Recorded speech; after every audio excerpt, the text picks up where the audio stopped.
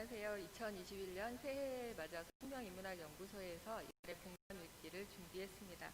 1월 5일 오늘 처음 시작하게 되는 이달의 공감일기는 우리가 공감인문학센터에서 얘기하고 있는 혐오를 극복하기 위한 그 여러 노력들 중에 하나인 직접적으로 거기에 관련된 책을 쓴 선생님들을 모셔서 이 책은 어떠한 내용을 이루고 있고 그 책을 통해서 우리가 더불어 사는 삶이라고 하는 공감을 같이 생각해보는 시간으로 만들었습니다. 첫 번째 시간은 주윤정 선생님이시고요. 서울대 사회발전연구소 선임연구원으로 계십니다. 쓰신 책 지금 보이시나요? 보이지 않는 역사라고 해서 지금까지 우리와 더불어 같이 살았음에도 불구하고 우리가 제대로 보지 않고 보지 않으려 했던 역사가 아니었나 싶습니다. 흔히 소수자라고 얘기해서 우리와 다른 사람으로 간주했던 그들도 그들 나름의 역사를 가지고 그들을 위한 투쟁과 저항을 했던 역사들이 분명히 있었습니다. 그들이 갖는 그 저항과 연대의 의미가 무엇인지, 그래서 우리가 놓친 것들은 무엇인지, 그리고 그들과 더불어 우리가 같이 살 수 있는 방법들은 무엇인지에 대해서 우리 주윤정 선생님께서 2주에 걸쳐서 말씀을 해주시겠습니다. 그러면 선생님 모시겠습니다. 안녕하세요. 처음 뵙겠습니다. 저는 주윤정이라고 합니다. 저는 사회학을 하고 있습니다. 그리고 제가 시각장애인분들에 대한 연구를 시작한 거는 한 2005년부터 시각장애인분들과 다양한 어떤 문화예술 활동도 하고 여러분들을 접하다가 보니까 상당히 놀라운, 우리가 어떤 비장애인들은 잘 알지 못하고 있는 역사적 사실들을 많이 접할 수가 있었습니다. 그래서 시각장애인분들을 뵙고 다양하게 계속 구술 인터뷰, 구술사 작업을 하고 또 그렇게 들었던 구술 작업들을 어떤 역사 사료로서 검증을 해나가는 작업들을 했었던 그런 결과물을 작년에 2020년에 책을 냈습니다. 그래서 책 제목은 지금 앞에서 선생님께서 소개해 주신 대로 보이지 않는 역사, 한국 시각장애인의 저항과 연대인데요. 제가 보이지 않는 역사라고 제목을 지었던 거는 어떻게 보면은 존재하지만 우리가 세상에 있지만 알지 못하고 있고 사회에서 관심이 없기 때문에 못 보고 있는 것들을 제대로 보는 것이 굉장히 중요하다라는 생각을 했습니다. 그래서 생명인문학연구소에서는 혐오와 차별에 대한 어떤 연구들을 계속하고 계신 걸로 알고 있는데요. 근데 사실 혐오 문제는 어떻게 보면은 우리가 제대로 알지 못하고 보지 못하기 때문에 우리의 방식으로 사람들이 갖고 있는 어떤 편견이라는 것에 입각해서 특정한 가치를 투사해서 바라보기 때문에 어떤 타자 집단, 소수자 집단들에 대한 사회적 차별, 낙인, 그리고 배제들이 조직적으로 이루어지는 것이라고 생각을 합니다. 그래서 혐오라는 것, 그리고 차별이라는 것을 막기 위해서는 제가 이 책을 썼던 가장 중요한 목적 중에 하나가 우리 사회가 어떤 법적인 규범을 통해서 차별을 금지하고 혐오를 금지하고 뭔가 다른 어떤 타인들과의 관계에서 지침을 법이라는 형식을 통해서 만들어가는 것도 중요하지만 또 굉장히 중요한 것은 우리와 같이 살아가는 공동체의 구성원이다. 그분들이 독특한 역사를 가지고 있고 집단의 어떤 역사를 통해서 자신들의 그 삶과 직업과 생존을 도모하고 있다라는 타인들에 대한 이해를 높여가는 것이 어떻게 보면은 좀 더 근본적으로 혐오로부터 자유로운 이렇게 사람들이 같이 어울려 살아갈 수 있는 세계를 만들 수 있는 게 아닐까라는 그런 생각을 하고 있습니다. 오늘은 장애사라는 것, 그러니까 제가 연구를 하고 있는 것은 disability history, 그러니까 저는 사회학에서 공부를 하지만 일종의 소수자의 역사를 사회사, 역사사회학적인 관점에서 공부를 하고 있습니다. 그런데 우리는 지금 장애인 이란 말들을 그냥 다양하게 그렇게 쓰고 있지만요. 사실은 이 개념이 어떻게 등장을 했고 이 개념에 대해서 우리가 어떤 시각을 가져야 되는가라는 것들을 한번 처음에 말씀드리겠습니다.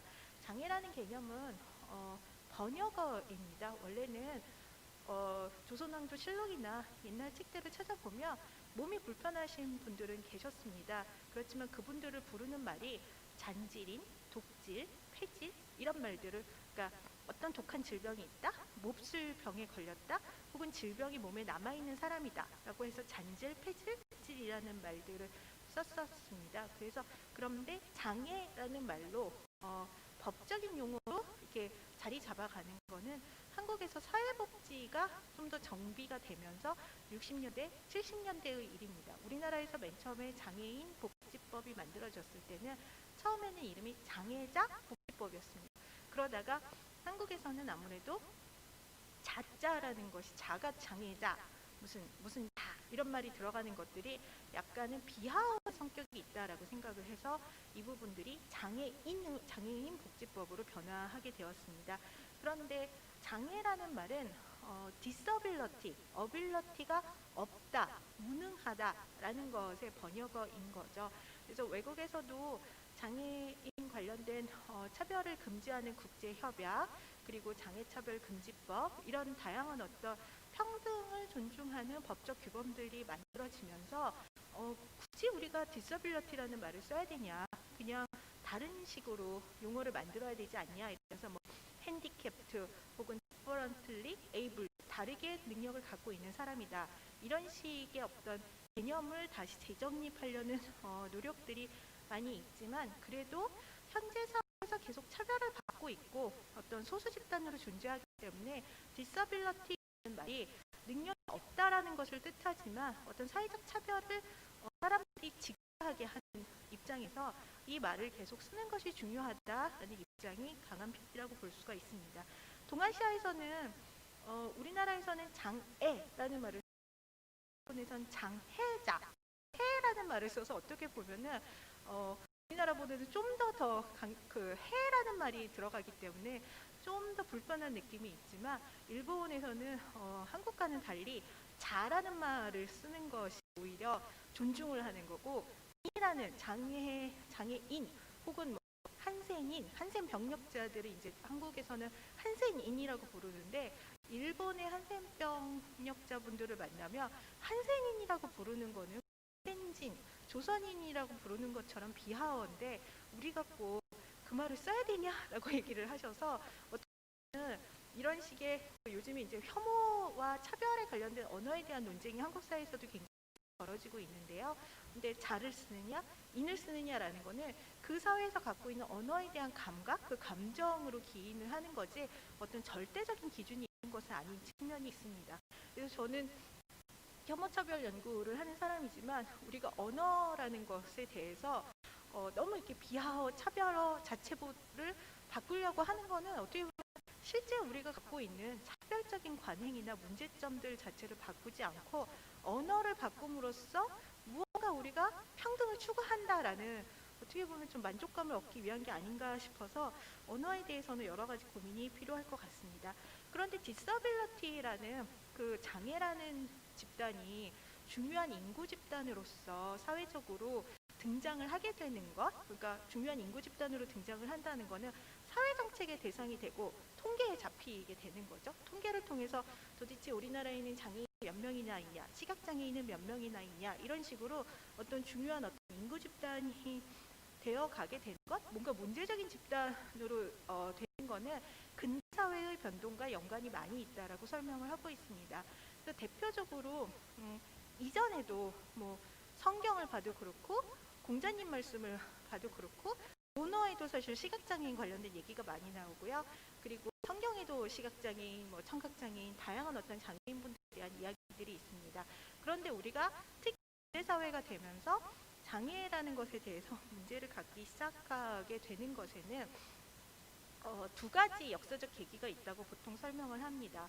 우선 첫 번째는 전쟁이라는 경험이 있었고요. 1차 세계대전, 2차 세계대전 등 전쟁이라는 경험을 통해서 수많은 사람들이 상위군인이 되었습니다. 그래서 국가에서 공공부조를 통해서 이 사람들을 구제를 해줘야지 되는 상위군인이라는 인구 집단들이 발생을 하기 때문에 장애라는 부분에 대한 어떤 국가의 책임이 발생을 하면서 장애인분들에 대한 관심이 높아지는 것이 있었고요. 그리고 또 하나는 산업화 사회가 되면서 중도 장애인들, 산재로 인해서 산업재해로 인해서 발생하는 중도장애인들이 굉장히 많아졌기 때문에 어쨌든 근대사회로의 전환이라는 것이 실제로 사회에서 뭔가 우리가 관심을 기울여야 되고 정부 정책의 대상이 되고 보호의 대상이 되어야 되는 장애인 집단이 증가하게 되는 그런 측면이 있습니다. 그리고 또 이것을 좀 약간 철학적이거나 인식론적으로 근대사회에서 왜 장애가 문제가 되었는가라는 것을 한 번 더 생각을 해보면 어떤 차원의 문제가 있냐면 기존에는 물론 이제 전통사회에서 뭐 누구나 다 어울려서 사는 그런 뭐 에댕동산 같은 낙원은 전혀 아니었긴 하지만 근대 사회가 되면서 사회 질서가 변화를 했습니다. 그런데 사회 질서가 변화하는데 근대의 민족국가라는 어떤 근대의 사회들은 굉장히 통합력을 가지고 하나의 정상성에 기반해서 사람들을 통제하고 관리하는 그런 방식이 시작이 되었습니다. 그래서 노말이라는 것, 어떤 정상이라는 개념이 등장하는 것은 근대적 통계의 탄생과 연관이 있다라고 설명을 하거든요. 왜냐하면 우리가 정상이라는 게 무엇일까라는 생각을 해보고 정상이라는 관념의 기원이 어딘가라는 것에 대해서 많은 학자들이 관심을 기울였는데 장애 영역에 대해서 연구하는 레너드 데이비스라는 미국의 영문학자는 이 부분이 통계에서 평균, 표준, 에버리지라는 개념이 가능해지면서 정상이라는 개념들을 사람들이 갖기 시작을 했다라고 설명을 합니다.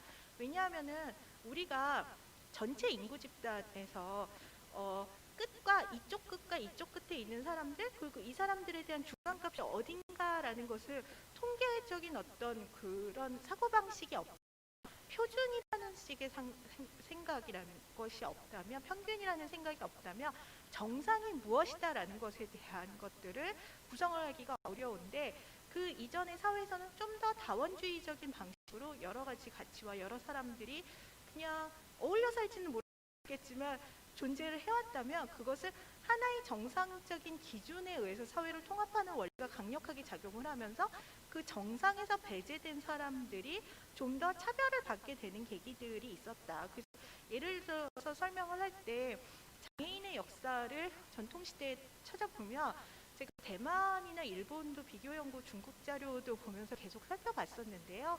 근데 대만에서 시각장애인 역사 선생님이 얘기해 주시는데 이전에는 뭐 하고 살았어요? 그리고 여쭤보면은 전통시대 때는 뭐 하고 살았는지 여쭤보면은 대만은 섬이기 때문에 그 어업에 종사하시는 분들이 굉장히 많이 있잖아요.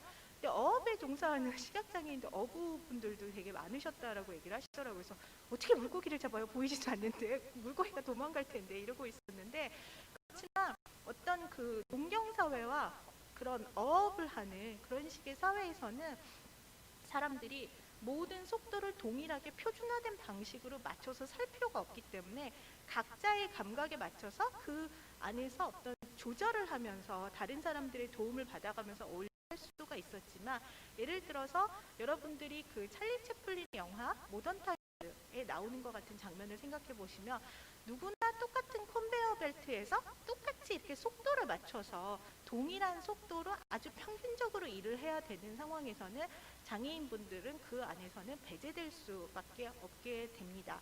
그래서 어떻게 보면 근대사회의 속도라는 것들, 동일한 속도로 사람들이 살아간다라는 것이 장애인들을 어떤 정상적이고 사회 질서에서 배제시키는 가장 중요한 요인 중에 하나라고 볼 수 있을 것 같습니다.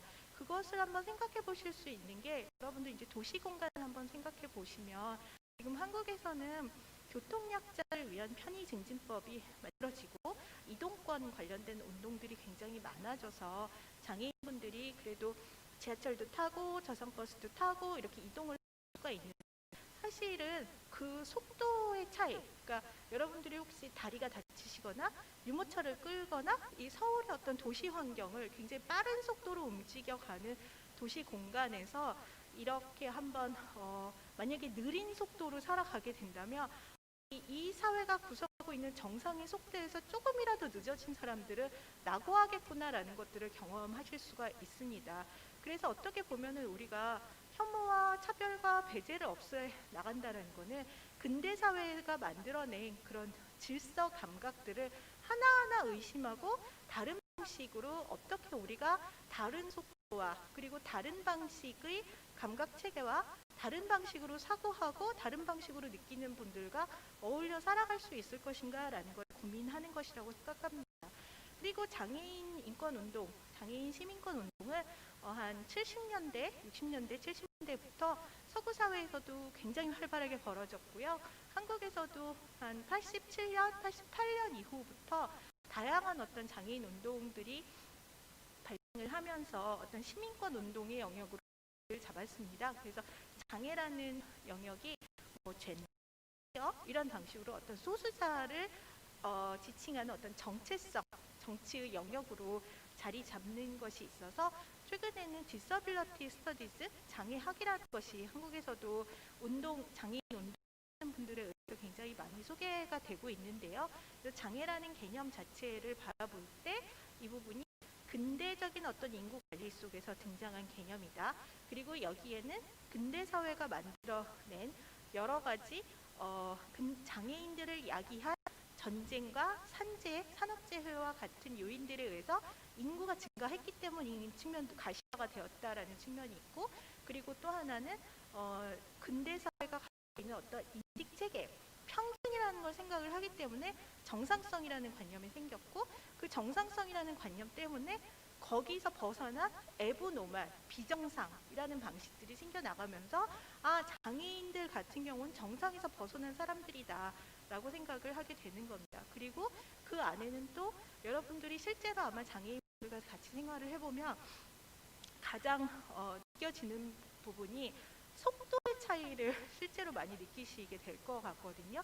근데 근대 사회가 갖고 있는, 현대성이 갖고 있는 어떤 속도의 감각에서 배제될 수밖에 없는 그런 사람들의 문제가 있어서 장애라는 문제가 불쌍하고 조금 보면 불편하고 뭔가 좀 보면 마음이 아픈데 어떻게 할지 모르는 그런 차원의 문제가 아니라 굉장히 다양한 차원으로 역사적이거나 이론적이거나 철학적으로 고민해야지 되는 문제임을 알 수가 있습니다.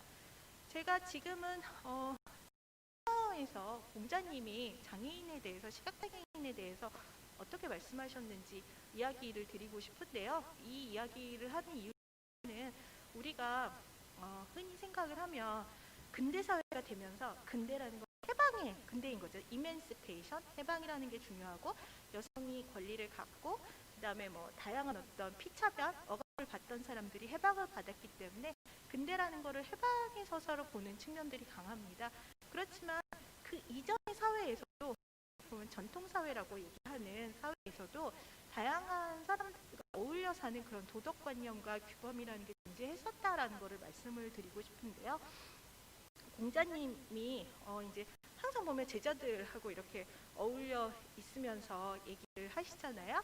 근데 그 제자들하고 같이 어울려 있는데 악사면이라는 사람이 찾아왔다고 합니다. 그런데 이제 면이라는 사람은 시각장애인이었던 것 같습니다. 그래서 동아시아에서는 굉장히 독특한 전통이, 시각장애인이 악사로 살아가는 전통이 논어에도 나오고, 그 다음에 조선왕조 실록에서도 보면은 다양한 그런 관현맹인이라고 해갖고 비파를 타거나 아니면은, 그러니까 일본에서는 비파를 타고 북을 치거나 고라고 해서 북을 치는 일들, 그런 악사로 궁중의 악을 담당하는 역할을 했습니다.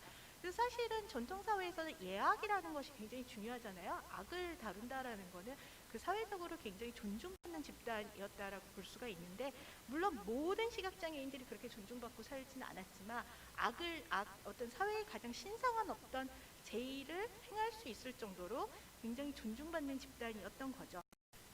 이 논어위령공편을 잠깐 읽어보도록 하겠습니다. 악사면이 선생님을 배웠다. 섬돌에 이르자 선생님께서 섬돌입니다고 하셨고, 자리에 이르자 선생님께서 자리입니다 라고 하셨고, 모두 앉자 선생님께서 아무개는 여기에 있고 아무개는 여기에 있습니다 하고 알려주셨다 라고 논어의 위령공편에 나온다고 합니다. 저는 이 글을 읽고 우리가 장애인분들을 대할 때 이 공자님이 갖고 계시는 어떤 태도, 이런 정도만, 이것만 아주 되게 기본적인 그냥 상식으로 어렸을 때부터 알고 있으면 그냥 혐오 차별이라는 거는 그렇게 사회에서 큰 문제가 되지 않을까라는 생각이 들었거든요. 근데 여기서 보면은 공자님이 알려주시는 게 처음에는 섬돌이입니다. 그러니까 이 시각장애인들 같은 경우는 가장 어려워하시는 게 공간에 대한 인지거든요. 사실은 시각장애인 분들은 최근에는 컴퓨터로 텍스트를 음성으로 전환을 해주고 있는 상황이라서 여러 가지 텍스트를 접하는 것에 대한 문제는 많이 해결이 됐습니다. 그런데 그럼에도 불구하고 보이지 않는다라는 것이 갖고 있는 장애에서 발생하는 가장 큰 어려움은 앞이 보이지가 않기 때문에 앞에 무엇이 있고 공간에 어떤 배치가 있는지를 모릅니다. 그래서 혼자 보행을 하거나 혼자 어떤 앞으로 나아가시거나 길을 걸으시는 걸 제일 어려워하시는 거죠. 그래서 최근에 시각장애인 안내견이 여러 가지 사회적으로 이슈가 되고 있는데, 안내견이 필요한 것도 보면은 스스로 혼자서 보고 앞에 장애물이 뭐가 있다, 어디를 피해 가야 된다, 이런 걸 모르니까 사람들이 안내견을 같이 대동하고 다닐 때 그런 보행 활동을 자유롭게 하실 수 있는 것입니다. 근데 공자님은 앞에 계단이 있습니다 하고 알려주셨고, 그리고 나서는 그 자리에 앉았을 때 주변에 누가 앉아 있는지 모르니까 누구 앉아 있습니다 라고 이렇게 얘기를 해서, 어떻게 보면은 시각장애인인 악사면 그 자리에 아주 자연스럽게 어울릴 수 있도록 사람들의 관계를 명확하게 지칭해 주는 것이라고 할 수 있습니다. 그래서 시각장애인이 가장 답답해하는 요소, 시각장애인 분들한테 가장 보이지 않기 때문에 답답한 요소들을 공자님은 먼저 말씀을 하시고 그 관계성 속에 같이 들어와라 라는 이야기를 하고 계시는 것입니다. 그래서 어떻게 보면은 전통사회에서 시각장애인들에 대한 복지나 교육이나 이런 것들이 완벽하게 잘 돼 있다라고 절대 얘기를 할 수는 없지만, 어쨌든 논어의 기록이 될 만큼 우리 사회의 어떤 전통과 도덕 안에는 다른 사람, 어떤 타자적 집단들과 같이 어울려 살아가는 것들에 대한 고민이 아주 오랫동안 있었다라고 말씀을 드리고 싶습니다. 그리고 이제 말씀드릴 거는 장애사, 제가 이제 책을 쓰면서 장애사, 장애의 역사가 갖고 있는 가치의 의미는 무엇인가 라는 그런 고민을 조금 해보았는데요. 장애사라는 거는 우리가 이제 다양한 어떤 집단들의 역사가 있는데 그거를 다 알아야 되나 이런 생각이 들잖아요. 그리고 여태까지는 역사라는 것이 사실은 역사의 주역, 어떤 승자의 역사이거나 아니면은 역사의 주역이거나 어떤 대문자 역사라고 얘기하는 어떤 지배자라든지 기록을 갖고 있는 사람들의 역사만 주로 역사로 배웠습니다. 사실 역사 작업을 할 때는 기록이 없으면 역사 작업이 가능하지 않기 때문에, 그런데 기록을 남긴다는 것은 지금은 우리가 SNS, 미디어, 다양한 방식의 기록들이 많아져서 기록을 한다라는 가 엄청난 부의 상징이거나 권력의 상징이거나 이런 상황은 전혀 아닙니다. 그렇지만 과거에는 어떤 문자 해독력이라는 것이 낮고, 그리고 종이라는 것이 귀했고, 어떤 자신들이 기록을 남기고 그것을 후대에 보존하는 것은 정말 권력을 갖고 있는 어떤 집단만이 할 수 있는 것이었습니다. 그렇기 때문에 역사는 대부분 권력자나 지배자나 어떤 힘을 갖고 있는 사람들의 중심으로 역사가 쓰여졌었던 것이죠.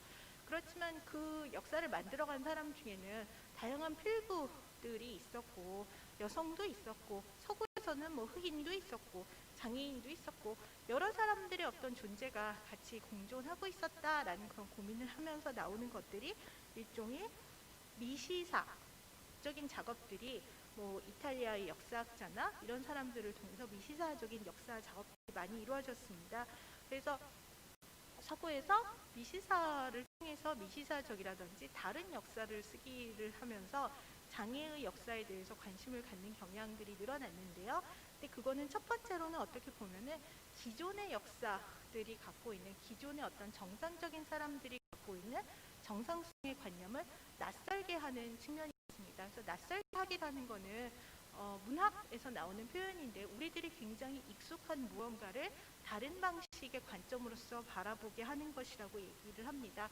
근데 장애의 역사라고 생각을 해본다면, 어떻게 보면은 장애라는 거는 우리가 사회적으로 무능하다고 이야기하는 집단이 어떤 역사를 갖고 살아왔는가, 생존해왔는가라는 것을 보는 것인데, 그렇다면 우리 사회에서는 지금 능력이 것, 그리고 능력주의라는 것이 굉장히 당연시되고 있지만 과연 그런 능력을, 사회적으로 능력을 갖추지 못한 사람들은 사회에서 어떻게 살아가는가라는 것, 능력주의에 대해서, 능력에 대해서 낯설게 볼 수 있는 측면이 있습니다. 그리고 또 두 번째로는 이 부분은 일종의 차별과 배제의 역사, 차별이라는 것이 작동하고 배제, 사회적으로 어떤 특정 집단들을 배제하는 메커니즘이 어떻게 조직적으로 발생했는가를 분석하는 것이라고 볼 수가 있습니다. 그래서 어떤 장애인이라고 해서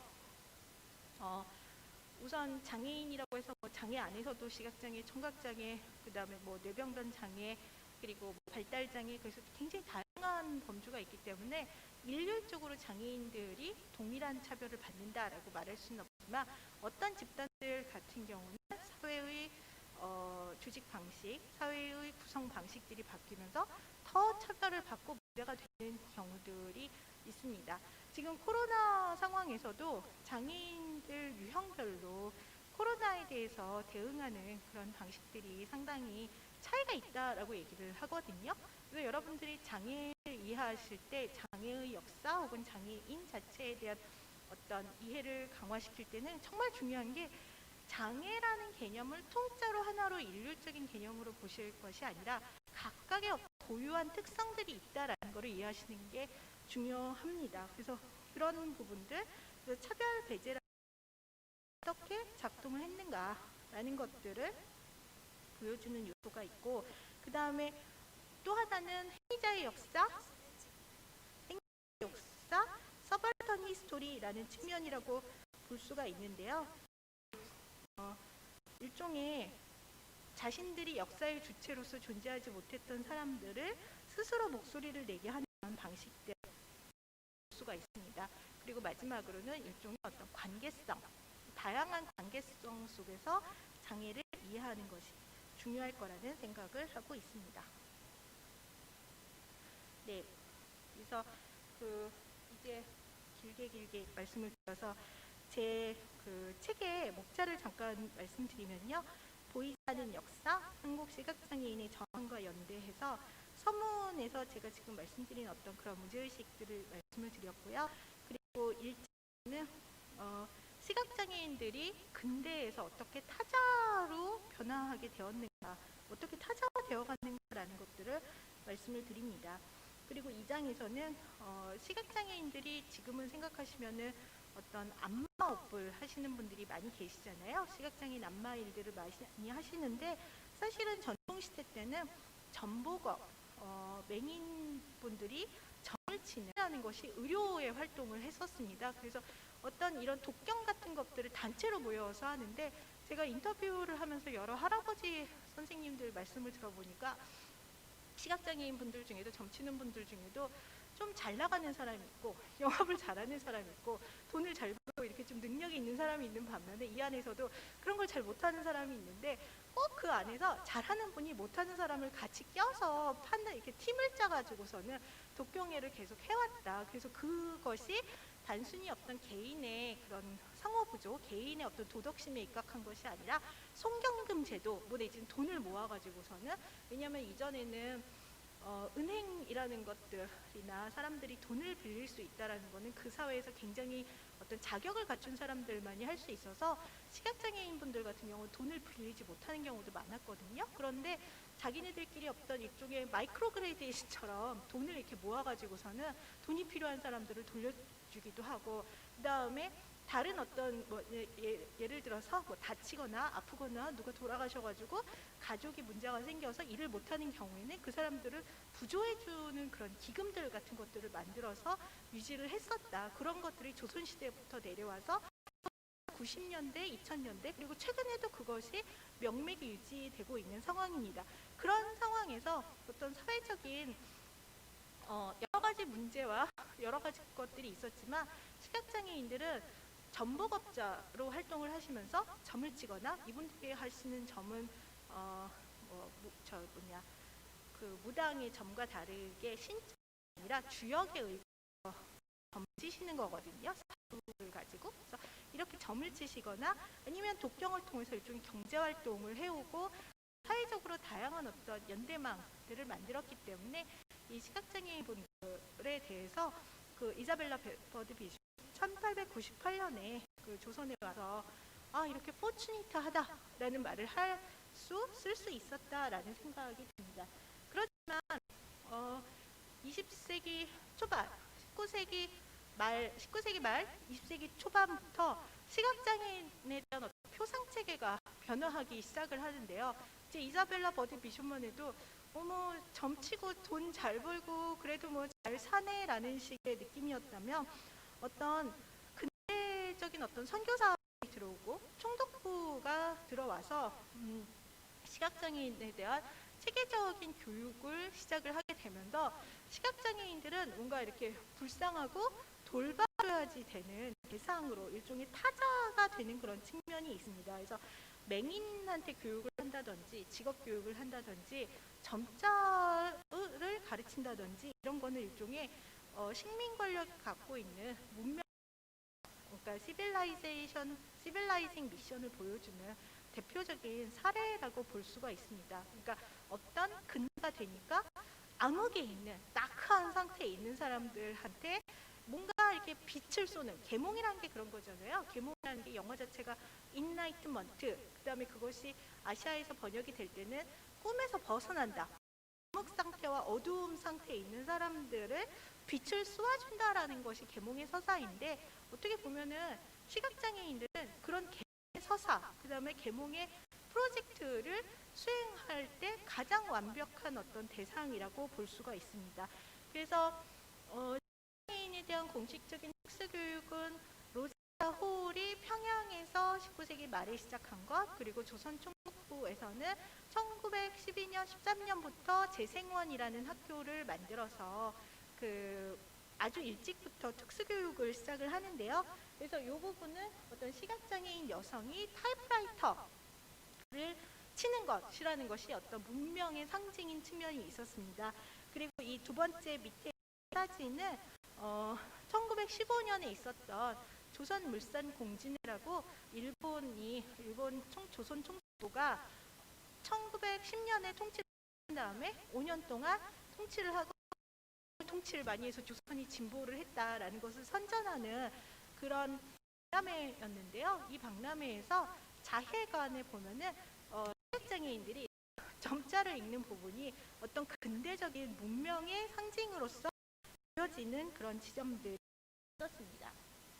그래서 그 이전까지는 한 조선시대까지는 조선시대와 그 이후에 보면 어떻게 보면 맹인을 아들로 둔 부모는 포추니트하다라고 할 정도로 나름 사회에서의 어떤 지위를 갖고 살아가던 사람들이었지만, 상당히 지금 갑자기 뭔가 글자도 못 읽고 그 다음에 뭔가 제대로 된 직업도 갖고 있지 않고, 왜냐하면 그 서양 선교사나 혹은 조선 총독부한테는 그런 맹인 전복업이라는 거는 미신이기 때문에 미신타파와 취체의 대상, 과학에서 벗어나 근대적인 과학관념이 들어오면서 그 점을 치는 사람들을 어떤 그 계몽을 해야지 되는 타자로 변화해 나가는 측면이 있습니다.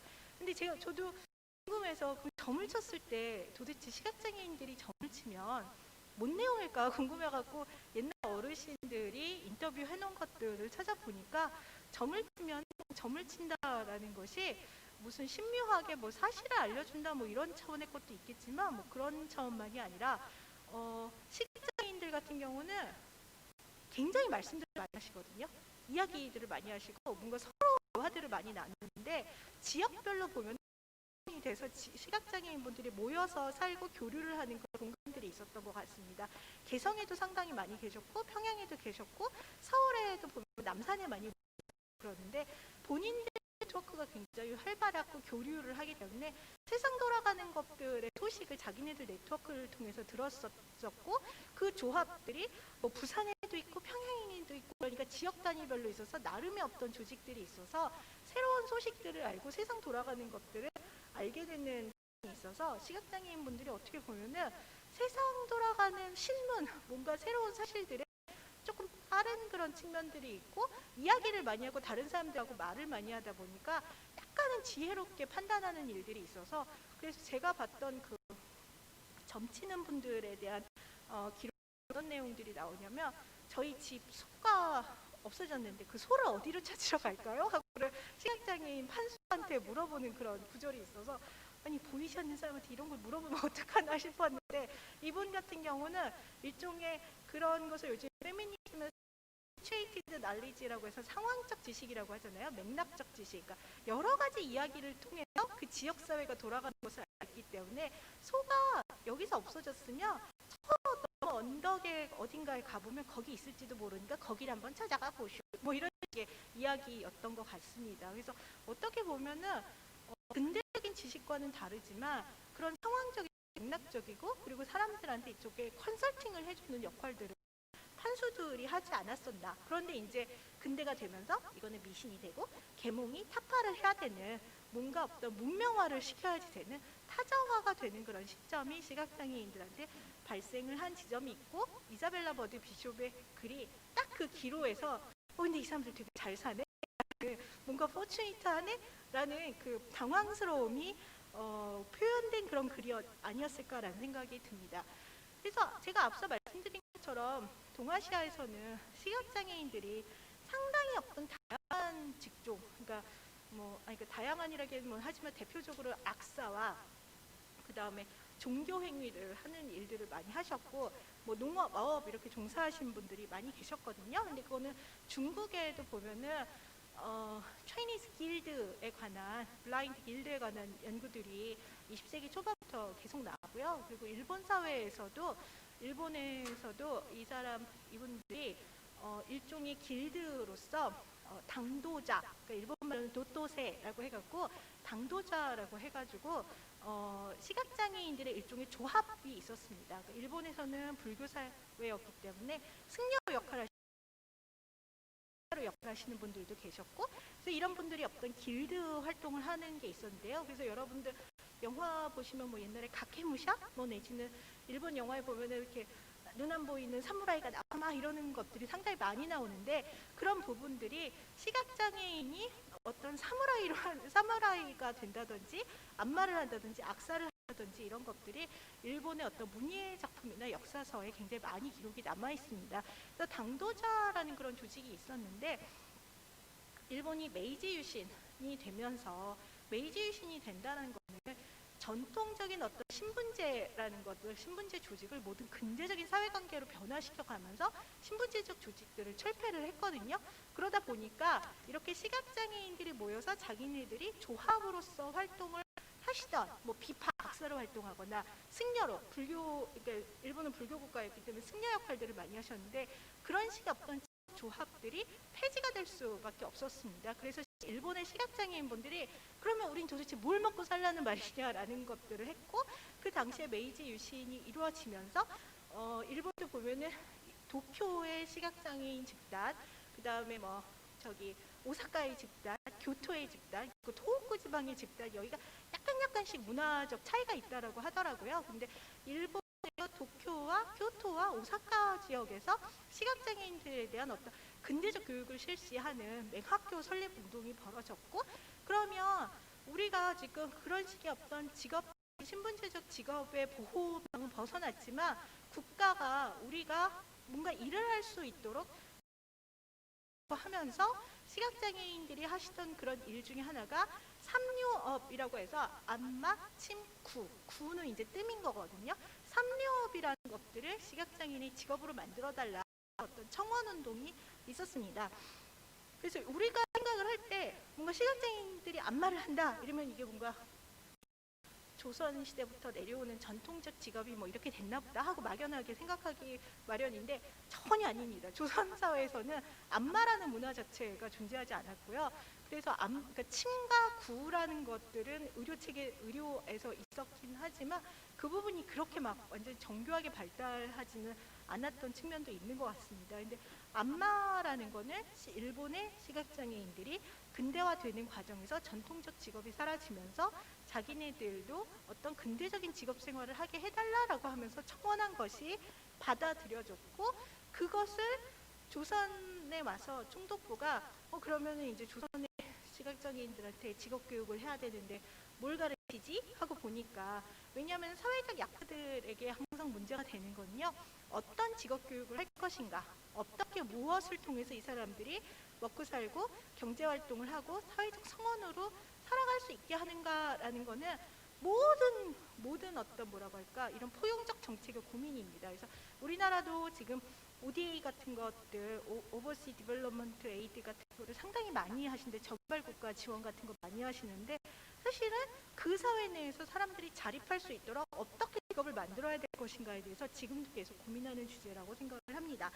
그런데 그럴 경우에 이제 우리가 만약에 식민지가 아니었다면 이 시각장애인 분들이 스스로 자체적으로 한국 사회의 실정에 맞는 방식으로 직업을 선택하고 그것을 근대적인 직업으로 변화시켜가고 국가에게 우리 약자들을 보호하기 위해서 이런 직업들이 필요하다라는 것들을 할 수가 있었겠지만 한국은 근대의 시작이라는 것이 식민지의 역사와 만나면서 이렇게 시작이 되었었던 어떤 불행한 경험이 있습니다. 그래서 일본 사람들로서는 와서 그러면 우리나라에서는 일본에서는 시각장애인들한테 안마를 가르치니까 그러면 그리고 안마 선생님이 많으니까 그러면은 조선에 와서도 안마를 가르쳐야지 라고 해서 안마가 일종의 시각장애인들에 대한 직업으로 만들어지는 식민지의 역사가 있었고요. 그래서 사실은 여기서 이제 수많은 문제들이 발생을 하게 됐는데요. 우선은 어떻게 보면 안마를 가르쳤지만 안마로 먹고 살기 위해서는 안마 시장이 형성이 돼야 되는데 조선인들은 안마를 안 하거든요. 그 당시에는 충무로가 이제 대부분 충무로, 지금의 충무로 지역 일본인들이 많이 모여 사는 곳인데 거기에 이제 안마라고 해가지고 일본인들이 가는 안마들이 몇 개 생기는 그런 상황이었다라고 합니다. 그래서 여태까지는 전복업자로 대부분 이렇게 살아가시던 분들이 근대적인 교육으로 받은 분들이 이제 안마업에 진출하기 시작하는 게 되었었고 이 역사를 보면 또 상당히 흥미로운 게 일종의 전복업은 전통, 민족 이런 거랑 같이 연결이 되어 있고 그래서 전복업 하시는 분들은 안마업을 시각장애인들을 보면 일본 놈들 발바닥이나 주무르고 살면서 이러면서 약간 민족주의적인 반감을 표현하시기도 하고 그리고 안마를 하시고 재생원에 가서 어쨌든 정규 학교 교육을 받으실 수 있는 분들은 당장 먹고 사는 문제는 해결될 일입니다. 왜냐하면 전복업에 종사한다는 거는 도제식 교육을 통해서 선생님을 통해서 그 어플에서 무지하게 많은 경전들을 외우거든요. 다 암송을 하거든요. 구술 문화 속에서 모든 걸 암송하는 건데 그걸 해서 당장 나가서 독경도 하고 돈을 벌 수 있는 먹고 살기 힘든 사람들이 바로 이 전복업에 간 반면에 그래도 학교에 가고 그러니까 재생원에서 보면은 장학생도 있었지만 돈을 내고 다니는 사람들도 많았기 때문에 어쨌든 근대적 교육 체계에 들어간다는 건 계층적 차이가 있었다라는 얘기도 하시면서 이것이 어떤 식민지, 근대, 민족이라는 것이 굉장히 묘하게 겹쳐 있는 그런 측면이 있었습니다. 그런데 또 이제 근대가 되면서 또 생겨난 그 또 중요한 문제 중 하나는 근대가 시작이 되면 어떤 계몽적 관점으로 대한 어떤 사회적 제도만 바뀌는 것이 아니라 법 체계가 들어옵니다. 그래서 우리나라에서는 근대법의 수용이라는 것이 일본 제국주의법을 통해서 들어오는 것이기 때문에 사실은 헌법이라는 것도 굉장히 사인들 간의 관계를 규정하는 데 있어서 민법 체계가 굉장히 중요합니다. 그래서 여러분들이 알고 있는 오주제의 문제도 일본의 민법 체계가 조선에 적용이 되면서 발생했던 그런 일본식 이해 제도라는 것이 조선에 적용이 되면서 발생했던 거거든요. 그런데 근대 일본의 민법이 조선 민사령 그리고 일본 민법이라는 것이 적용이 되는데 로스쿨을 공부하신 분들은 알겠지만 민법에 보면은 총칙에 처음에 나오는 게 민법에서 인으로 인정받을 수 있는 그러니까 리걸 퍼슨으로서 인정을 받을 수 있는 사람이 누구인가 어떻게 보면 이거는 그 사회에서 헌법에서 모든 평등권을 규정하지만 민법이라는 사인 간의 계약관계, 가족관계 이런 사적관계 속에서 계약을 맺을 수 있는 법적인 인간은 누구인가라는 것을 정의하는 어떻게 보면은 앞서 말씀드린 정상적 인간이라는 것을 누구인가라는 걸 규정하는 굉장히 점이라고 규정이라고 볼 수가 있습니다.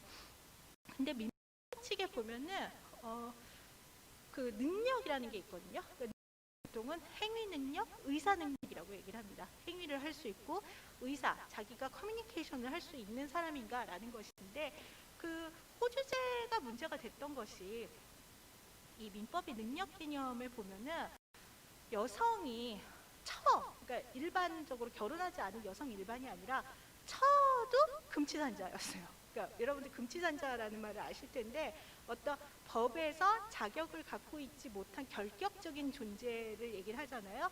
지금도 보면은 민법에는 아마 그 발달장애인이나 그 다음에 심신미약 혹은 뭐 낭비자 이런 말들이 들어가거든요. 근데 이런 민법의 개통들은 보면은 프랑스 민법, 독일 민법 그것을 뭐 번역하고 수용한 일본 민법 개통으로 이렇게 변화를 하는데 프랑스 민법에는 인종 개념이 있었던 것 같습니다. 그러니까 인종 개념이 들어가고 능력의 범주 밖에. 그런데 일본 민법에서는 인종은 없었던 것 같은데 처가 금치산자였고 그래서 처가 뭔가 집을 사고 팔거나 계약을 하거나 이러려면은 여자는 다 남자가 하라는 대로 해야지 됐던 거죠. 그래서 일본 호주제 제도라는 것 자체가 어떻게 보면은 여성이 능력이 없고 남성이 프로퍼티, 소유물로 봤었던 그런 관점이라고 볼 수가 있는 거거든요. 그런데 마찬가지로 이 부분에 대해서는 이제 서울대학교 양현아 선생님께서 여러 가지 연구를 하셨는데 마찬가지로 또 조사를 하다가 깜짝 놀라서 알게 되었는데요. 일본 민법 한국에 적용이 되는 그런 능력 기준들에 보면은 맹자, 아자, 농자는 준금치산자로 되어 있었습니다. 그래서 일본이 굉장히 꼼꼼한 그런 통치 권력이었기 때문에 조선이 들어올 때 그냥 민법을 막 한 게 아니라 관습조사라는 걸 통해서 그러면 그 민법에 규정이 되는 모든 규정들이 조선에서 관습이 어떤가라는 것들을 다 따져봤거든요. 근데 구간조사, 관습조사라고 보는데 그 사회의 어떤 커스텀, 무아래라고 하는 도덕적 관념과 제도적인 법적 관계라는 것들이 그 사회에서 실제로 어떻게 행해지고 있는가라는 것을 보는 것들인데 그 일본 민법 그러니까 구간조사 자료를 보면은 맹자, 아자, 농자의 능력을 제한하는 게 있냐라는 것들을 물었는데 조선에 없다라고 대부분 구간조사 내용에 보면은 특정한 어떤 장애인들의 능력을 제한하는 규정은 없다라고 되어 있었는데 일본 프랑스, 독일 민법을 개수하면서 법에서는 그거를 이어받는 거를 개수한다고 하거든요. 농자, 아자 들어가는 것이 있었고 그래서 조선 총독부 산하에서도 농자, 아자, 맹자에 대해서는 준금치산자라고 하면서 자격 제한이 발생을 하는 거죠. 이렇게 자격 제한이 되면 문제가 어떤 계약 행위를 하거나 은행에서 통장을 열거나 계약체로서 행위 굉장히 제한이 많이 되는 거거든요. 그래서 제가 이 이야기를 어떻게 알게 되었냐면은 시각장애인들 할아버지들 원로들 인터뷰를 한 2008년 9년에 계속 많이 다녔습니다. 근데 말씀을 하시는데 처음에 조사를 가면 앉아서 한 2시간 법 얘기만 하시는 거예요. 의료법이 어떻고 민법이 어떻고 얘기를 하시는데 사실은 부끄러운 얘기긴 하지만 사회학자들이 법에 정말 무지하거든요. 왜냐하면 사회적 법보다도 사회적 힘이라는 게 더 중요하다고 생각을 하기 때문에 법 규범에 대해서 약간 큰 관심이 없는 경우들도 제 주변에는 꽤 있는 것 같습니다. 근데 2시간 동안 앉아서 법 얘기만 하시고 저한테 이렇게 연구를 뭐 다양한 이 원로분들이 내가 석사 논문 쓰는데 한번 읽어보겠어? 그걸 보면은 뭐 법학 박사, 행정학 석사 이런 논문들을 저한테 다 주시는 거예요. 시각장애인분들이 공부하셨다고 하면서 그래서 아니 도대체 법 얘기만 하시나 그리고 어떤 분이 말씀하시는데 어떻게 얘기하냐면 해방 직후에 이제 일본이 간 다음에 해까지 일본 사람들이 그 맹학교 서울 맹학교에 교장을 하고 있었는데 이제 일본인이 맹학교 교장을 하려고 하는데 통장을 이어받지 못해서 너무 힘들었어 이 얘기를 계속 하시더라고요. 그러니까 통장을 왜 못 만들어요? 그냥 은행 가서 만들면 되지 이러고 있었는데 제가 그 얘기를 녹취를 뭘까 이러고서는 와가지고 계속 찾다 보니까 농자, 아자, 맹자에 대한 제한의 규정이 존재했습니다. 그래서 근대가 돼서 계몽이라는 것, 정사성의 개념이 만들어져서 그냥 이 사람들을 사회적으로 뭔가 덜 떨어져라는 식으로 생각을 한 것이 그런 차원만이 아니라 법적 규범 체계 내에서 일종의 2등 시민으로서 안전한 자기가 리걸 퍼슨으로서 법적인 인간으로서 활동하지 못하게 하는 게 있었습니다. 근데 물론 이것은 어떻게 보면은 차별적인 목적으로 만들어진 규정은 아니고 차별적인 목적인 게 아니라 시장 자본주의 관계가 막 만들어지는 상황에서 약한 집단들, 의사 능력이 부족한 사람들을 보호하기 위한 보호주의적인 조치라고 볼 수가 있거든요.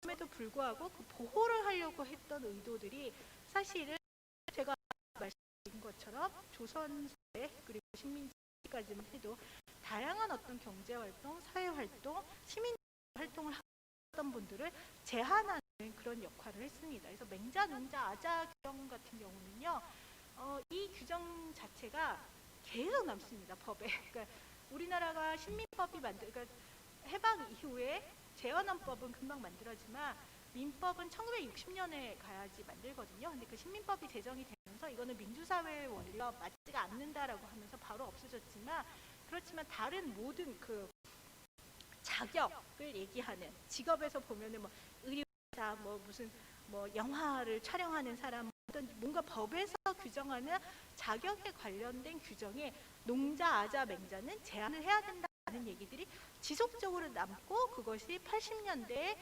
국제인권규범이 확산이 되면서 사라지는 그런 측면이 있었습니다. 그래서 어떻게 보면은 근대라는 것에 대해서 제가 계속 문제를 삼는 게, 고민을 하는 것이 계몽이라는 것, 과학이라는 것, 근대성이라는 것, 합리성이라는 것들이 많은 사람들한테 그런 안전함, 그리고 정치적인 해방, 이런 것들, 과학으로 인한 뭐라고 할까, 불확실성의 통제, 이런 것들, 수많은 어떤 장점들을 가지고 온 측면도 있지만, 그렇지만 그 근대 사회에서 시민으로서 해방을 누리고 어떤 정상적인 인간으로서 자리매김되는 거에는 분명히 어떤 타등과 격차가 존재했고, 그것은 그냥 관습적인 차원의 감정적인 차원의 문제가 아니라 제도로서 법적인 차별로서 존재를 하고 있었다라는 것들을 우리가 이해를 하는 게 중요할 것 같습니다. 그리고 어떤 특정 집단의 보호를 위한 논리라는 것들이 오히려 엄청난 차별과 배제로 이어질 수 있다는 얘기를 드릴 수도 있습니다.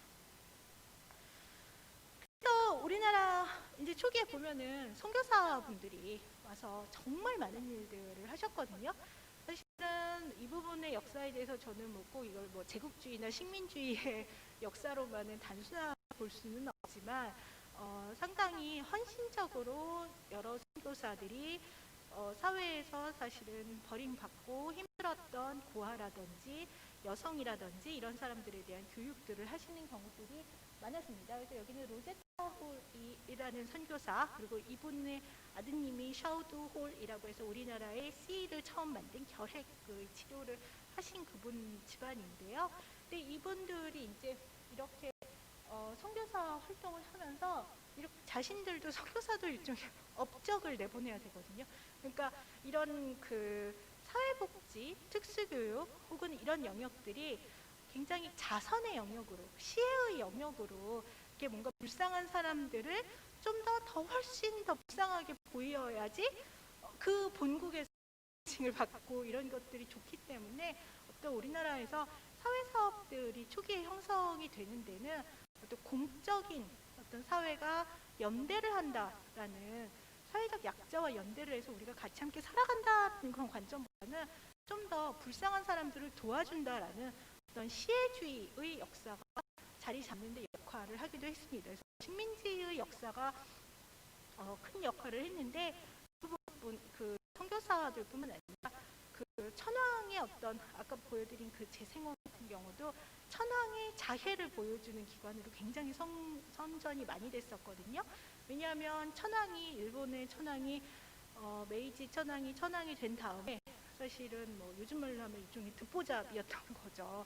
일본 내에서 아무도 천황이 있는지도 몰랐는데, 막부가 다인 줄 알았는데 천황이 나왔는데, 세계적으로 보니까 2대 부자 이런 식으로 너무너무 부유하기 때문에 뭔가 천황의 지위를 계속해서, 천황이라는 것을 사람들한테 드러내기 위해서는 자애로운 일종의 유교의 인을 갖춘, 그런 성덕을 갖춘 그런 왕의 모습으로 표상을 하는 게 굉장히 중요해서 천황과 관련된 자해 구제 사업을 굉장히 많이 했습니다. 그래서 식민지에서 그런 것들이 전파가 되면서 뭔가 약자에 대한 어떤 지원을 하는 거는 철저하게 무슨 권력자가 자해를 보여주는 거나 그 선교사가 자선을 보여주는 것 같은 자선과 자해의 차원의 문제들이 있었다라고 말씀을 드릴 수가 있습니다. 그래서 계몽 근대화의 역사에 대해서 우리가 시각장애인의 역사를 통해서 이렇게 계몽과 근대로 넘어가는 것들이 굉장히 단선적이고 우리가 진보하고 발전하는 것만이 아니라 어떻게 보면 좀 더 구불구불하구나, 좀 더 복잡하구나라는 식의 것들을 이해를 하시면 좋지 않을까라는 생각인데요. 그래서 그 대표적인 것이 시각장애인의 어떤 구슬 문화에 대해서 말씀을 드리고 싶은데 아까도 전복업 하시는 분들에 대해서 이야기를 많이 했었잖아요. 근데 그 전복업 하시는 분들 같은 경우는 철저히 암송을 하셔갖고 여러 가지 그런 독경을 하시고 뭐 이러는 거거든요. 그래서 지금 일종의 근대 사회가 되면서 점자가 나왔다, 뭔가 사람들한테 근대적 교육을 시작을 했다라는 것들이 엄청난 그런 중요한 어떤 사회 변화의 지표로 보여지고 있습니다.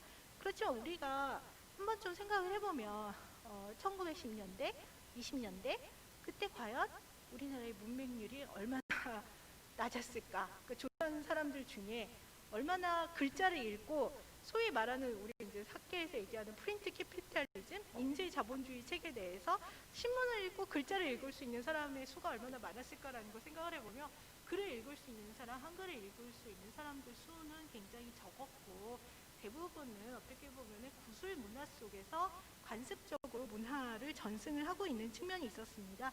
그래서 이거는 제가 작년에 문화재청에서 시각장애인 관련된 역사를 문화재를 조사하면서 찾은 자료인데요.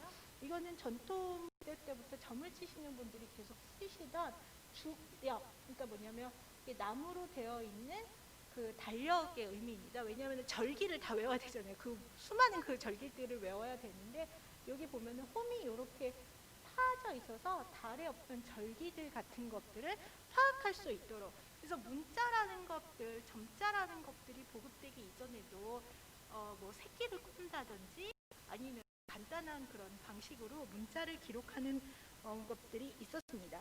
그래서 저희가 시각장애인들이 근대가 되면서 점자를 배우는 것이 단순히 뭐라고 할까 뭐 근대적 지식과 계몽의 대상이 됐다 뭐 이런 차원의 문제가 많이 아니라 문화와 그 사람들이 속한 어떤 세계가 변화하는 지점이었다. 일종의 구술을 통해서 지식이 전승되고 전파되는 것이었다면 사실은 근대 사회가 되면은 수용해야 되는 지식의 종류가 굉장히 달라지는 거죠.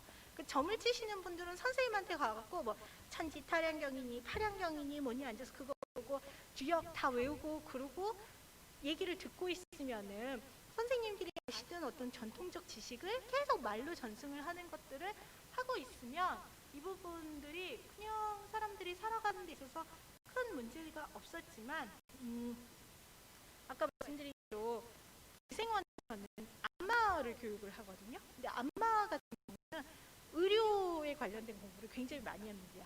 해부학이라든지 인간의 어떤 신체와 관련된 거라든지 의료적인 지식들 같은 것들을 공부를 많이 하세요. 그래서 지금 시각장애인들이 하시는 안마 시술소에 가보시면은 좀 에스테틱 차원에서 하는 무슨 타이안마 그 저기 뭐 중국식 뭐 발 마사지 이런 것 뭔가 인간의 신체에 굉장히 전문적을 갖고 있다라는 것들을 아실 수가 있을 텐데요. 그렇게 지식 자체가 과학에 기반한 방식으로 바뀌고 새로운 지식이 들어오니까 시각장애인들이 기존의 어떤 구술을 통해서 오랄 컬처를 통해서 지식을 수용하던 방식으로서는 한계에 도달하다라고 볼 수가 있습니다. 그렇기 때문에 우리는 그렇게 많이 등장하는 어떤 여러 가지 신지식을 얻기 위해서는 문자라는 것들이 중요해지는데 시각장애인들은 볼 수가 없으니까 읽을 수가 없었지만 점자라는 방식들이 만들어지고 도입이 되면서 이 시각장애인들이 지식을 만들어가는 게 있습니다. 그래서 점자는 뭐 여러 가지 복잡한 역사가 있지만 현재 쓰고 있는 점자는 1926년에 당시에 재생원의 교사였던 박두성 선생님께서 여기에서 혼맹정음처럼 매한테 제대로 된 글자를 알려준다, 밝은 글자를 소리를 알려준다라고 해서 혼맹정음이라는 것을 만든 것과 지금 현재 쓰고 있는 한국식 점자의 시초가 됩니다. 그러니까 박두성 선생님이 그 점자를 만드시게 된 것에도 살펴보면 이유를 보면은 일본 사람들이 만든 학교에서 무슨 저기 두개골이 뭐고 해부하기 어쩌고 이런 식의 복잡한 의료적인 신체에 관련된 용어들을 일본어로 배우고 게다가 그거를 일본 점자로 해야 되다 보니까 조선인 학생들이 배우는 게 전혀 없어가지고 어떤 정말 세종대왕께서 우리나라 말씀이 중국과 달라서라는 그 문제의식을 가지셨던 거예요. 우리나라 말씀이 일본과 달라서라고 생각을 하고,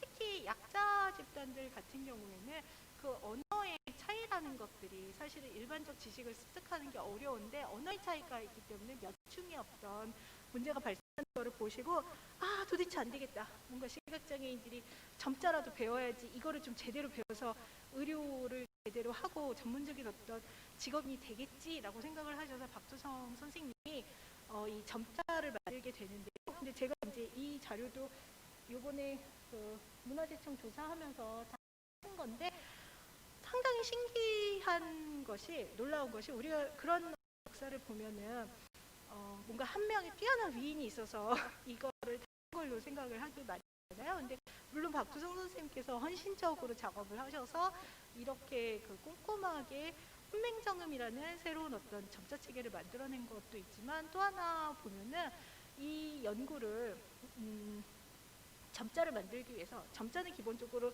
6개로 점으로 모든 글자를 자모를 다 표기하는 거거든요. 한글 자모를. 그러나 시각장애인들이 그걸 얼마나 편하게 익숙하게 할 수 있을 것인가에 대해서 한 6년간 제자들과 엄청 연구를 많이 합니다. 그래서 계속 연구를 하는데, 이 맹사일지라고 선생님이 이제 이 맹사업 일지인 거죠. 이 만든 자료에 보면은 심지어는 어떤 것들까지 나오냐면은 시각장애인들하고 안을 10개 정도 놔두고서는 투표를 해요. 그러니까 투표를 해서 그 제자들하고 안을 10개를 놔두고서는 어떤 방식으로 점을 쓰는 게 좋은가에 대해서 투표를 해서 그 중에서 가장 편한 것을 만들어서 반포한 것이 현재 쓰고 있는 한글 혼맹정음의 모판이 되고 있습니다. 그래서 저는 시각장애인 역사를 보면서 제가 책에도 연대라는 말을 꼭 썼는데, 상당히 놀라운 게 아까 말씀드린 것처럼 어떤 그런 전복업자들이 갖고 있는 호혜성의 문제들, 자기들 안에서도 좀 더 약한 사람들을 돕는다든지, 아니면은 뭔가 의사결정을 하는데도 선생님이 그렇게 맘대로 하는 게 아니라 시각장애인 제자들을 앉혀놓고 10개를 안을 놔두고 니네들이 쓰기가 정말 좋은 게 뭐냐라는 것들을 상위에 가서 투표하면서 그걸 기록까지 남기는 그런 문화라는 게 소수자 집단의 존재를 했다라는 부분이 정말 놀랍다라고 생각을 합니다. 또 우리가 어떻게 보면은 민주주의와 인권의 기원을 찾을 때 우리는 보통은 국제인권헌장, 1945년 이후에 2차 세계대전 이후 만들어진 인권헌장과 어떤 미국 혹은 서구로부터 전래되는 민주주의라는 것들을 중심으로 놔두고 생각하지만, 사실은 우리의 역사 속에서도 그것이 제도로서의 민주주의는 아니었지만 굉장히 민주적으로 다양한 사람들과 포용해서 살아가는 어떤 그런 문화적 관습과 실천과 그리고 그것을 수행해 나가는 다양한 역사들이 있었기에 이 부분들을 기억하고 기록하고 역사화하고 보이지 않았던 걸 보이게 하는 것들이 저는 정말 중요하다라고 생각을 합니다. 여기서 육화는요, 육화가 이 책에 보면 이렇게 육화 이러고 도장이 찍어 있는데, 그 육화가 뭐냐면은 그 당시에 시각장애인들이 같이 모여서 했었던 단체 이름이 육화사입니다. 그래서 육화는 눈이 6개잖아요. 육각형이잖아요. 그러니까 일종의 이분들이 되게 유머가 있거든요. 그러니까 눈이 안 보이는 사람이니까 눈인 거예요. 그러니까 눈 장음 담은 제가 스노우의 눈과 아이의 눈을 같이 이렇게 하면서 우리 눈이 안 보이는 사람들인데 그거를 뭐 육화로 표현을 하자라고 해서 육화사 해가지고 이렇게 자기네들의 단체들을 표현을 하는 그런 것들이 있었습니다. 그래서 관련해서 이제 뭐 한글 점자 유래나 보급 과정에 관련된 자료들이 많이 남아 있고, 2020년에 근대 문화재로 등록이, 이 점자와 관련된 것들이 근대 문화재로 등록이 되었습니다. 그래서 이렇게 어떤 점자가 그렇게 한글 점자가 보급이 되고 그 다음에 한글 점자를 통해서 많은 분들이 상당히 많은 지식을 습득을 하셨죠. 그래서 그 당시에 다시 점자 얘기만 제가 조금만 더 하면요. 점자 얘기만 좀만 더 하면은 그 당시에 박두성 선생님께서 맹사협회라는 거를 만들어서 점자책을 한 200여 권을 점역을 하셨거든요. 점역을 하셨는데 그 점역된 내용들에 보면은 단순한 어떤 지식고 뭐 기술과 관련된 게 아니라 마르크스에 관한 책도 있었고 당시 세계 정세를 보여주는 그런 책들도 상당히 많이 있었고 레미제라블은 그 당시는 불쌍한 동무 이렇게 번역이 됐거든요. 불쌍한 동무, 그 다음에 우어라고 해서 이솝우화 이런 식으로 어떤 교양을 알려주는 그런 것들을 굉장히 많이 점역을 하셨고 점역은 이제 다 수제로 작업을 했죠 옛날에는. 그 다음에 점역을 한 거를 그냥 놔둔 게 아니라 사람들한테 그 도서관, 일종의 사설 도서관 같이 만들어서 우편으로서 책을 빌려주는 일들을 했습니다. 그래서 보면은 그 아까 제가 보면은 어떤 책이 더 많이 제출이 되었었는지 그리고 그 책을 빌려가는 분들이 전국에 있었거든요. 전국에 있어서 뭐 부산에서도 빌려가고 뭐 저기 평양에서도 빌려가고 이런 것들 식민지 시대 때 보면은 계속 그런 일들이 있었습니다. 그래서 놀라운 것이 해방 이후에 우리나라에서 첫 번째 보통선거를 할 때 시각장애인 분들이 우리 점자 투표하게 해달라고 요구를 했습니다.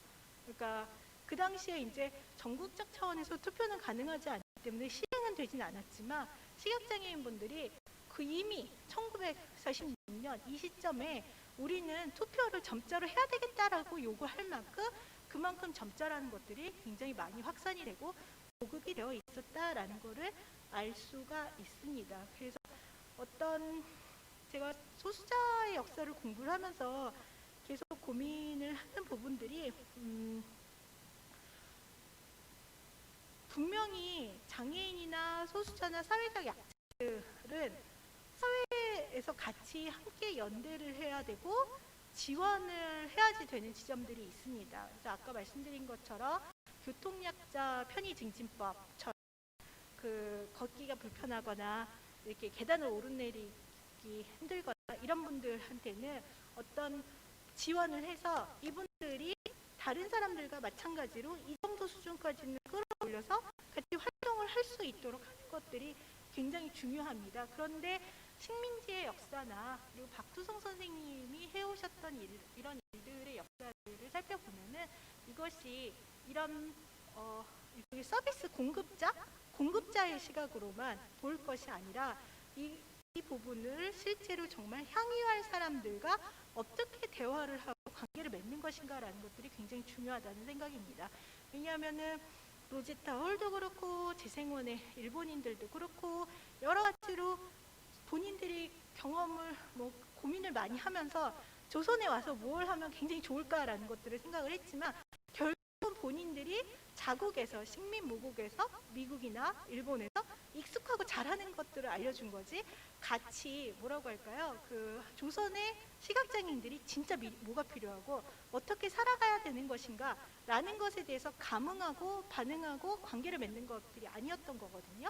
그래서 요즘에는 그것을 이제 뭐 responsibility라는 말로 도나 해러웨이라는 철학자는 과학 철학자는 뭔가 우리가 다른 대상에 대해서 그러니까 결국은 책임성이라는 거는 다른 대상에 대해서 어느 정도 응대하고 감흥하고 그러니까 숙명여대 공감연구소처럼 공감하고 반응하고 실제의 역할을 하는 것인가 responsibility라는 것이 중요한데 박두성 선생님과 어떤 식민 권력 혹은 서구에서 이식된 그런 차이들을 보면은 responsibility에서 차이가 나타나지 않았을까라는 생각을 합니다. 왜냐하면 박두성 선생님은 제자들과 정말 6년을 같이 대화를 하면서 이 친구들한테 정말 필요한 건 뭘까? 이 점자라는 걸 만드는 것뿐만 아니라 정말 쓰게 되고 이걸 통해서 지식을 확장하고 그리고 이 박두성 선생님은 강화도 교동 출신인데 일종의 어떤 문화민족주의적인 입장에서 배워야지 한다.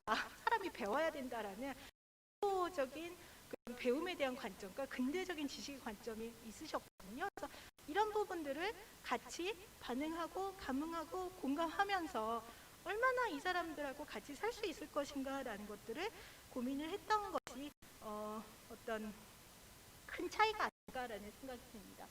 앞마서는 넘어가도록 하고요.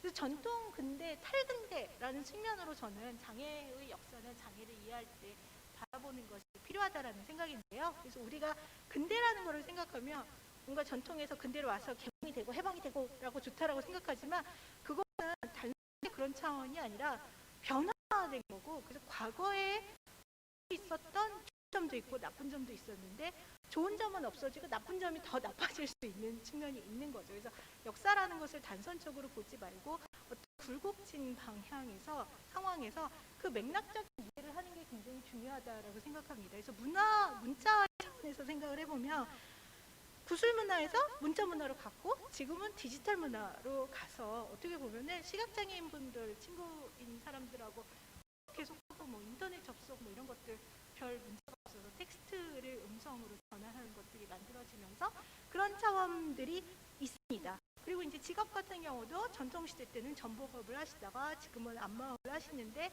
최근에는 시각장애인들이 컴퓨터 프로그래밍 하시는 개발자 하시는 분들도 굉장히 많아지거든요. 그래서 사회의 어떤 기술 변화와 맥락에 따라서 인간의 능력과 역량이라는 것은 끊임없이 변화하고 재조정되고 재규정돼야 되는 것이지 장애라는 개념 자체를 고정적으로 생각을 안 된다라는 거죠. 사회의 생산 양식, 생산 관계, 그리고 그 사회의 어떤 문자 체계, 세계관, 가치관 이런 것의 기술 정도에 따라서 어떤 사람이 어떤 사회에서는 장애이지만 어떤 사회에서는 다룰 수 있는 것이다.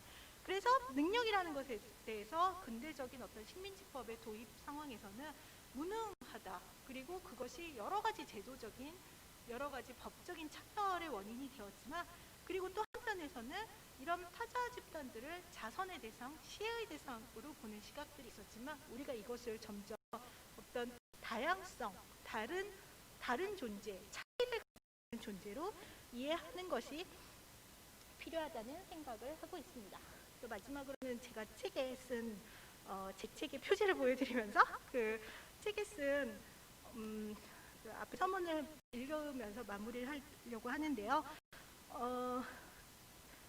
이 책을 읽는 독자들이 앨리스와 같은 심정으로 시각장애인들의 세계를 바란다. 저는 시각장애인 역사를 연구할 때 꼭 뭔가 앨리스가 갑자기 토끼를 만나서 불에 떼굴떼굴 들어간 것처럼 뭔가 다른 세계에 갔더니 이분들이 정말 풍부한 역사적 경험을 갖고 있었던 것을 기록하고 분석을 하는 것들이 상당히 즐거웠고 정말 재미가 있었습니다. 그래서 다양한 주체들이 사회에서 어울려